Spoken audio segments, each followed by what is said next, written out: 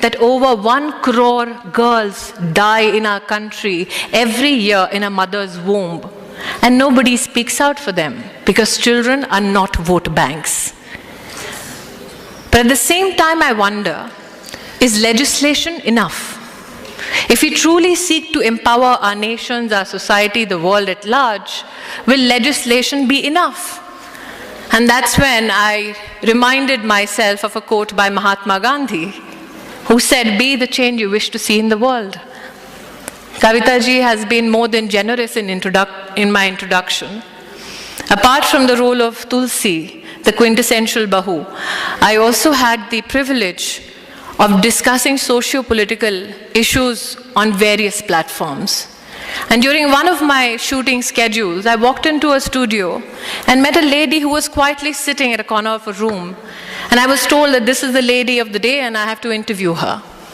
When I walked up to her, I asked her, "Could you give me a little bit of an introduction so that I can say that to the camera?" She looked at me with a very, very subtle smile and said, "Well, introduce me as the mother who tried to kill her daughter. That should suffice." When I asked her why such an introduction, because that seemed quite cruel and inhuman, she said, "Well, that is the fact that I need to embrace, and people need to recognize me for what I am." I asked her why she defined herself so, and she said, "Well, I gave birth to 2 daughters, and my husband told me that if the third was a daughter as well, then I need not take the trouble of coming back home. The third child I gave birth to was a daughter as well.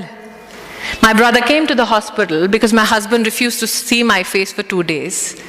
And my brother said, 'Let me go back and persuade your husband.' So the 2 men sat down and brokered a deal. The husband said, 'If your sister can make do and wish away the third child, she will be given the permission to enter home.' The brother, without consulting the sister, said, 'Well, my sister shall do as you please. We will make sure the third child doesn't see the next month.' The woman comes back with her 3 daughters, the youngest being 3 days old. It is December in the state of Punjab. In a village in Punjab where it's absolutely chilling in December, one night she lays her daughter in the courtyard on a bed without a piece of cloth on the daughter's body. The woman prepares for the daughter to die, and she says that if she died in that winter, all I would do is feign ignorance for the policeman who would knock on my door the next morning. She went and she sat at the side of the courtyard waiting for her daughter to die. She was so tired looking after 3 daughters in a household and giving birth after 3 days that she happened to go to sleep. When she woke up the next morning, she realized the sun was up. And before the police got here, she wanted to scream and shout so that they could see a mother completely immersed in pain for the child's death. But when she walked up to the bed, she saw that her infant daughter was blue from head to toe, but was alive. And that's when the woman turned around and told me that I decided, if my 3-day-old daughter could fight death all night, don't I have the capacity to fight for her life and stand up to my husband?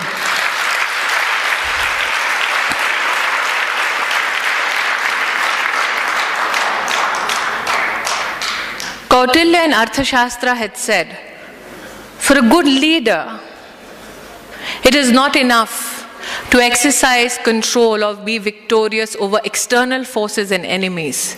For a good leader, the first priority is to overcome your own burdens, overcome your own flaws, reassert your own humanity, fight your internal enemies, and then you can truly lead the world.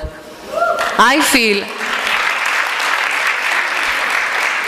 for the globe to connect, for nations to be empowered, it is extremely essential for the women in that country to be educated, to be employed, to be treated as human beings, as Ms. Anderson said. And I think that is when we can truly connect.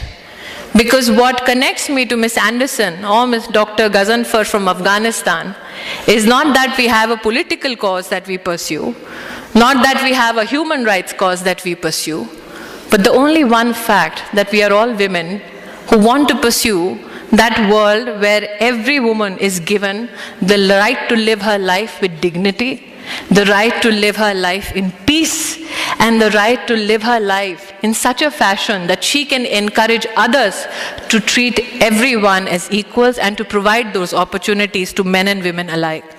So once again, a nation that's defined its own cultural ethos by saying, Bahujan Sukhai, Bahujan Hitai, that we as a nation are dedicated to the happiness and welfare of all.